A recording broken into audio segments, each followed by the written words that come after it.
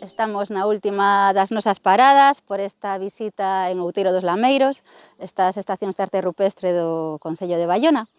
E, neste caso, o que temos aquí diante é un conxunto de reticulados. 5 en total, algúns están completos e outros non, e non temos moi claro que poderían ser e por que os fixeron. Algún se lle ocorre algunha idea do que poderían significar estes reticulados que temos aquí? Ensino vos cales son. Temos por aquí dous, que non se ven tan ben, pero temos aquí un, fixades vos, outro por aquí, e logo os que se miran bastante mellor son aquel que está prácticamente completo, este, o que lle falta, a parte de aquí de arriba, este cadradiño, e logo temos un máis ali, máis alá da grieta, que se mira un poquinho peor. Alguén se lle corre algunha idea de por que podían facer estes debuxos nas pedras, estes en concreto, reticulados? Iria. Porque poden ser labirintos, boa idea. A quen se lle ocorre algo máis? Laura. Poden representar un campo de cultivo como se fora un mapa. Pode ser tamén, é unha boa idea tamén. Alguén máis? Algo que dicir? Sotelo, conta. As murallas dun poboado. Podería ser, aínda que ten en conta que neste momento as murallas que hai nestes poboados non son os castros que coñecemos, vale? Non son fortificacións todavía, como moito están feitas de material vegetal, entón tampouco temos esa sensación de amurallado que teríamos despois na Idade do Ferro. Na Idade do Bronce estamos empezando a vivir no mesmo sitio e todavía estamos comprendendo como queremos que sexan os nosos poboados, non? A idea que hai entre os investigadores é que poderían ser taboleiros de xogo. Aínda que a idea dos mapas, de que sexan mapas de cultivo, por exemplo, tamén é unha idea que sobrevoa polas diferentes hipóteses que se formulan entre o mundo da arqueoloxía. Podrían ser taboleiros de xogo, pero que pasa? Que non están rematados, están todos xuntos. Entón, é un pouco complicado que sexa esa a resposta cando efectivamente non están rematados, co cal non poderían xogar neles. Entón, para que van a pasar todo o traballo, case todo, e non rematar, non? Non servirían para xogar se non están rematados. Así que pode ser, pode non ser.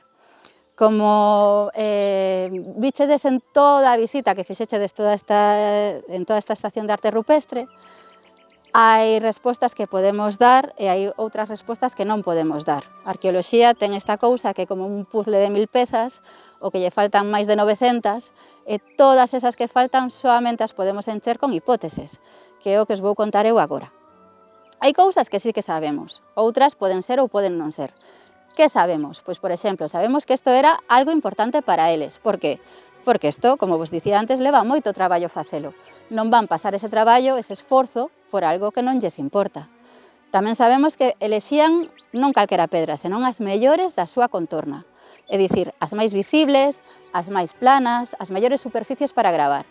Esas superficies mellores son as que, sendo máis visibles, ademais de miralas eu que vivo aquí, as pode ver alguén que ven de fora. Así que o que pensamos é que os petroglifos é algunha forma, digamos, de domesticar o territorio. De repente empezamos a vivir no mesmo sitio moito tempo e empezamos a sentir que isto tamén é da nosa propiedade. E así que unha forma de dicirlle a outro de fora: hola, buenos días, podes pasar por aquí, pero isto xa ten dono, é marcando as pedras. É unha forma de dicir: aquí xa vive alguén. É, eso, domesticar o noso territorio, facelo noso. Mais alá diso, todo son especulacións. Por qué? Porque, como pasa cos motivos naturalistas, que xa vichedes antes, pois, home, é fácil saber cousas que lles importaban como a caza, as persoas importantes do poboado, como os guerreiros que, cando non están guerreando, que a maior parte do tempo, pois fan actividades de prestixio como cazar, que o cervo é un animal importante para eles, case máxico, que probablemente ten algún tipo de contacto con eses espíritus nos que eles creen, pero máis alá diso non podemos saber que pode significar unha espiral ou uns círculos concéntricos. Podemos propoñer ideas, pero sabelo seguro, non o imos saber. A teoría que máis nos gusta aos arqueólogos? Pois máis alá de que poden significar pois eses círculos concéntricos, a pedra que cae na auga e fai esas formas, ou mapas do territorio, mapas das estrelas, creemos que en realidade o que podería significar é unha forma de comunicación que plasma unha persoa en contacto co mundo dos espíritus nos que eles creen, eses espíritus da natureza, de alguna forma lle conta ao resto do poboado o que falou con eses espíritus e o pon na rocha. Quen pode ser esa persoa que fala cos espíritus, que ten liña directa? Lois.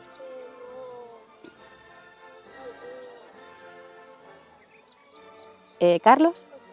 O chamán, verdade? Que era esa persoa que era un pouco médico, un pouco curandeiro, o cura tamén, o que se encargaba da parte da espiritualidade, pero que sobre todo tiña moitísimo coñecemento, e moitísimo coñecemento da natureza na que vivían. Entón, que sucedía? Según esta teoría, o chamán, nun estado alterado de consciencia, falaría cos espíritus, recibiría esa mensaxe e escribiría na pedra o que os espíritus lle contaron. Ello contaría o poboado. Claro, se ti és a única persoa que é capaz de comunicarse con eses espíritus, canto poder credes que pode ter esta persoa? Moito ou pouco? Moitísimo. Moito máis que o xefe que calquera. Entón, se vos analizades esta teoría, veredes por que a que máis nos gusta os investigadores.